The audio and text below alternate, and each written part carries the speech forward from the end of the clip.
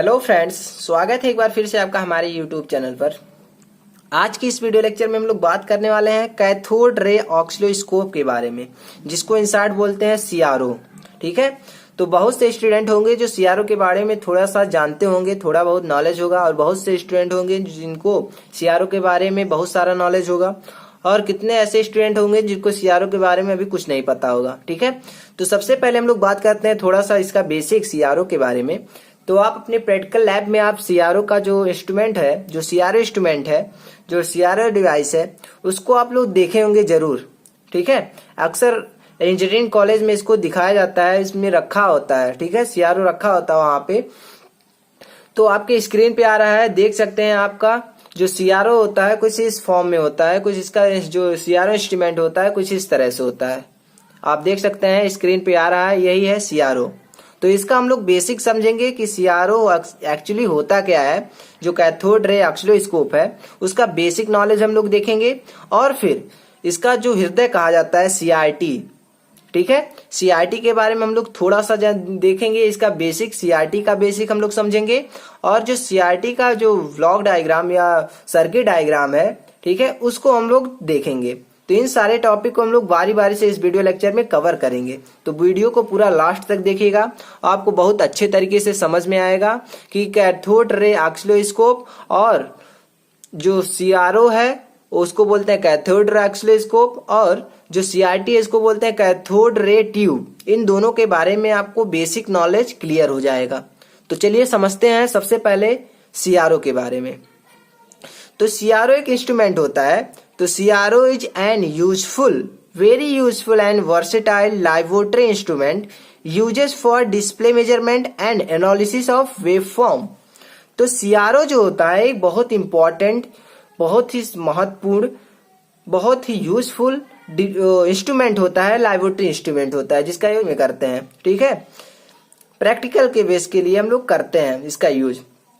और फिर इसका काम क्या होता है, डिस्प्ले मेजरमेंट। डिस्प्ले मेजरमेंट के लिए हम लोग करते हैं सीआरओ का यूज, और वेवफॉर्म, किसी भी प्रकार के वेवफॉर्म को एनालिसिस करने के लिए, वेवफॉर्म को एनालिसिस करने के लिए हम लोग यूज करते हैं सीआरओ का।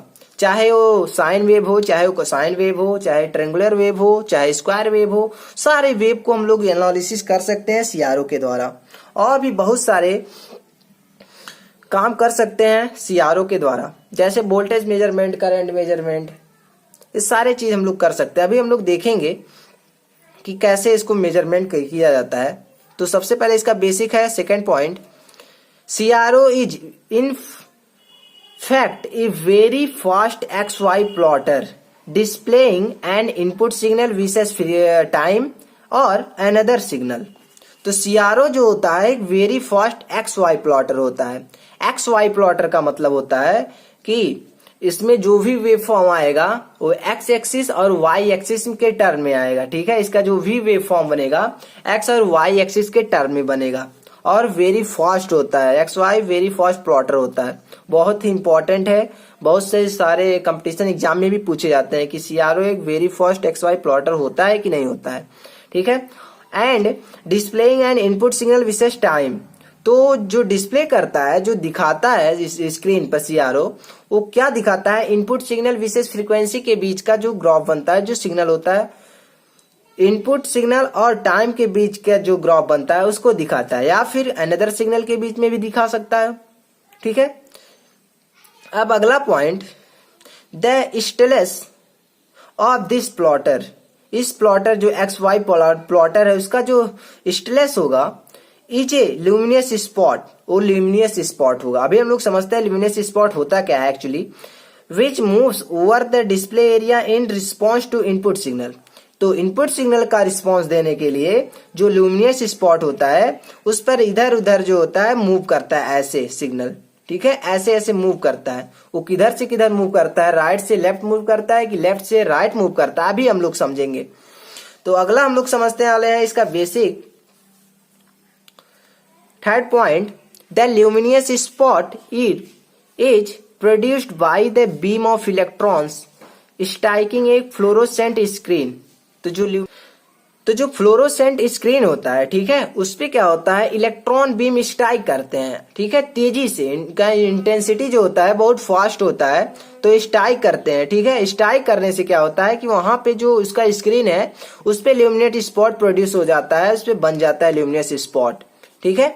अगला point, the normal form of CRO, CRO का जो नॉर्मल फॉर्म होता है, usage A horizontal input voltage which is an internally generated ramp voltage is called time base.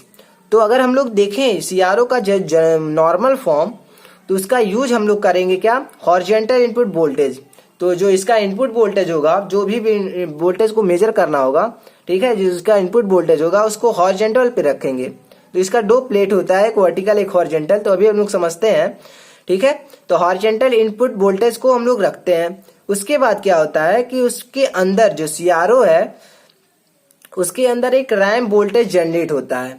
तो यही रैम्प वोल्टेज किसके कारण से जनरेट होता है, उसको बोलते हैं टाइम बेस। तो टाइम बेस के कारण से एक सीआरओ के अंदर रैम्प वोल्टेज जनरेट होता है।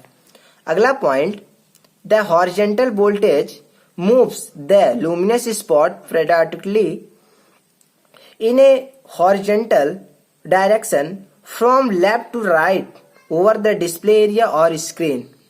तो जो हॉरिजॉन्टल वोल्टेज होता है, ठीक है, वो कैसे लुमिनस स्पॉट पर मूव करता है, उसका डायरेक्शन क्या होता है, तो उसका डायरेक्शन जो होता है वो हॉरिजॉन्टल होता है। और कैसे मूव करता है, लेफ्ट टू राइट। देख सकते हैं लेफ्ट टू राइट कैसे मूव करता है। ये हो गया आपका लेफ्ट और ये हो गया आपका राइट, ठीक है। तो कैसे मूव करेगा, लेफ्ट टू राइट, इस तरह से लुमिनस स्पॉट पर मूव करता है हॉरिजॉन्टल वोल्टेज, ठीक है। तो यही बताया गया है कि जो सीआरओ का स्क्रीन होगा उस पर जो हॉरिजॉन्टल वोल्टेज होगा वो लेफ्ट टू राइट मूव करेगा, वो भी हॉरिजॉन्टल डायरेक्शन में, ठीक है। अब हम लोग समझते हैं अगला point, the horizontal and vertical movement are independent to each other and thus the beam may be positioned anywhere in screen। तो हॉरिजॉन्टल और वर्टिकल जो मूवमेंट होते हैं वो एक दूसरे पे डिपेंड नहीं करते हैं, एक दूसरे पर आश्रित नहीं होते हैं, एक दूसरे से स्वतंत्र होते हैं। इस कारण से जो स्क्रीन होता है उस पर हम लोग बीम को पोजीशन चाहे जहां कर सकते हैं, ठीक है, अपने अनुसार। अगला point, the working part of CRO और enclose in a glass envelope. तो जो इसका वर्किंग पार्ट होता है, जो सीआरओ का पूरा पार्ट होता है, उसको ग्लॉस एनवलप में हम लोग इनक्लोज कर देते हैं, क्लोज कर देते हैं, ठीक है। उसको बाहर से ग्लॉस एनवलप से ढक देते हैं सीआरओ को। तो यह हो गया आपका सीआरओ का बेसिक नॉलेज। अब हम लोग समझते हैं कि सीआरटी का बेसिक नॉलेज। तो सीआरटी हम लोग जानते हैं कि हार्ट होता है, सीआरओ का हार्ट। देख सकते हैं CRT is heart of CRO. तो सीआरटी क्या होता है, सीआरओ का हृदय होता है। और जो इसमें पार्ट होते हैं उसके बारे में हम लोग बात करेंगे और इसका बेसिक नॉलेज हम लोग देखेंगे सीआरटी का। तो पार्ट्स ऑफ सीआरटी, सीआरटी का जो पार्ट होता है वो कौन कौन सा होता है। तो पहला होगा आपका इलेक्ट्रॉन गन असेंबली, इसमें भी कई पार्ट होंगे। फिर दूसरा होगा डिफ्लेक्शन प्लेट असेंबली, इसमें भी कई पार्ट होंगे। और फ्लोरोसेंट स्क्रीन होगा, ग्लॉस एनवलप होगा और बेस होगा, ठीक है। इस सारे इसके पार्ट होते हैं सीआरटी का, ठीक है। सीआरटी होता क्या है, कैथोड रे ट्यूब होता है जो सीआरओ के अंदर एक यूज होता है, ठीक है। इसलिए इसको बोलते हैं, बहुत इंपॉर्टेंट है, इसलिए इसको बोलते हैं हार्ट ऑफ सीआरओ। अब हम लोग देखते हैं सीआरओ जो सीआरटी है इसका बेसिक नॉलेज। तो इसका फर्स्ट पॉइंट ईजीए, ईजीए का मतलब वो है कि electron gun assembly. Electron gun assembly produce a sharply focused beam of electron which are accelerated to high velocity. तो जो ईजीए होगा वो शार्प और फोकस इलेक्ट्रॉन बीम को हाई वेलोसिटी के साथ प्रोड्यूस करेगा, ठीक है।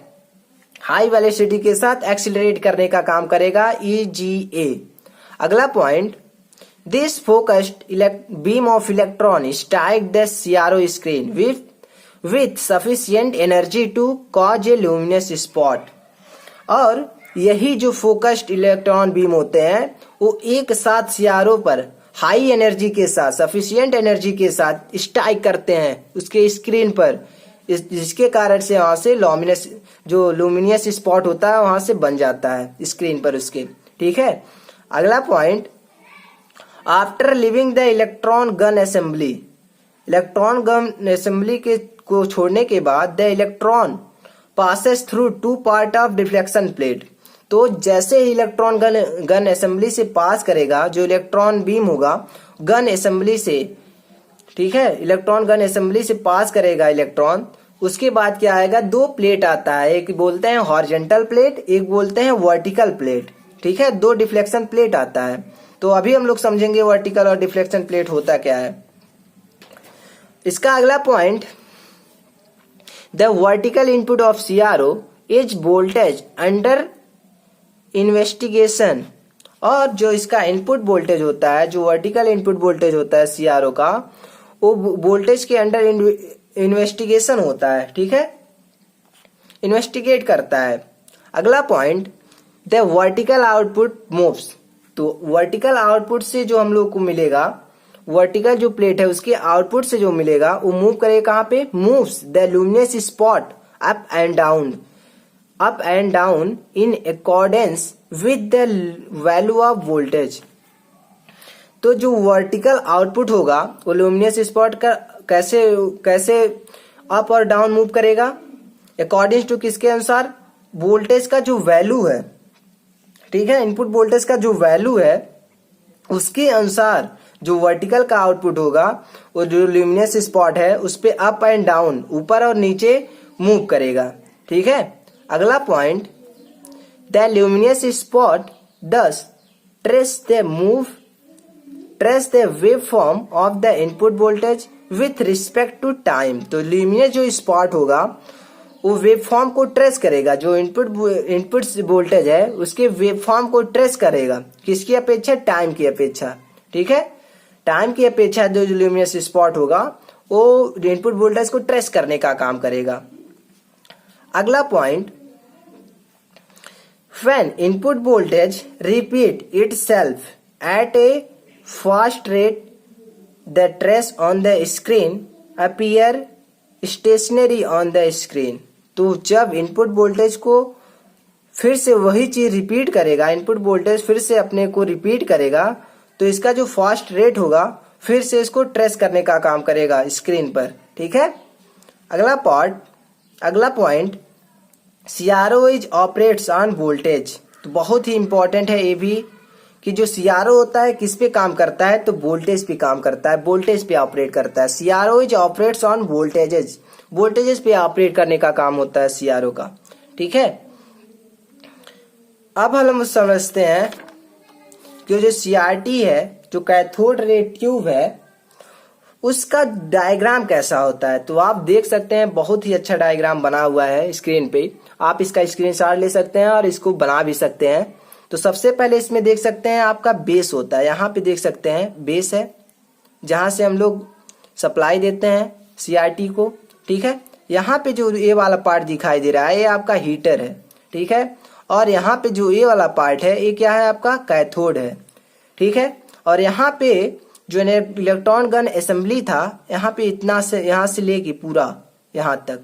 ठीक है, जो हीटर है, कैथोड है, ये सब आपका इलेक्ट्रॉन गन असेंबली में आ जाएगा, और ये सारे पार्ट भी।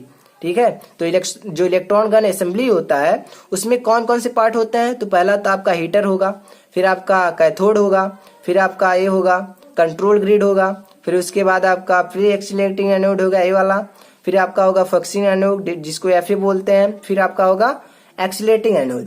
तो इलेक्ट्रॉन गन असेंबली में सारे पार्ट आ जाते हैं। ठीक है, ये तो इसका बेस होता है जहां से हम लोग कनेक्शन देते हैं। अगला पार्ट इसका आता है वर्टिकल और हॉरिजॉन्टल प्लेट का। तो ये वाला जो प्लेट होता है, ये दोनों, इसको बोलते हैं वर्टिकल डिफ्लेक्शन प्लेट। ठीक है, और ये वाला जो प्लेट है इसको बोलते हैं हॉरिजॉन्टल डिफ्लेक्शन प्लेट। ठीक है, ये आपका फ्लोरोसेंट स्क्रीन है, सीआरओ का स्क्रीन है। ठीक है, तो यह होता है कैथोड रे ट्यूब का डायग्राम। तो आई होप आपको यह वीडियो लेक्चर अच्छे से समझ में आया होगा कि सीआरओ का बेसिक नॉलेज और सीआरटी का बेसिक नॉलेज। अगले वीडियो हम लोग समझेंगे कि इसका जो एक एक पार्ट है उसका काम क्या होता है, कंट्रोल ग्रिड का काम क्या होता है, हीटर का काम क्या होता है, फोकसिंग एनोड का काम क्या होता है, डिफ्लेक्शन प्लेट का काम क्या होता है। इन सारे चीजों को हम लोग डीपली समझेंगे, ठीक है। तो आई होप यह वीडियो लेक्चर आपको अच्छे से समझ में आएगा। वीडियो समझ में आए तो वीडियो को लाइक कीजिएगा और चैनल पर नए होंगे तो चैनल को सब्सक्राइब कर लीजिएगा, क्योंकि इसी तरह का वीडियो लेक्चर आगे भी आता रहेगा। तो thanks for watching this video. Thank you so much. जय हिंद।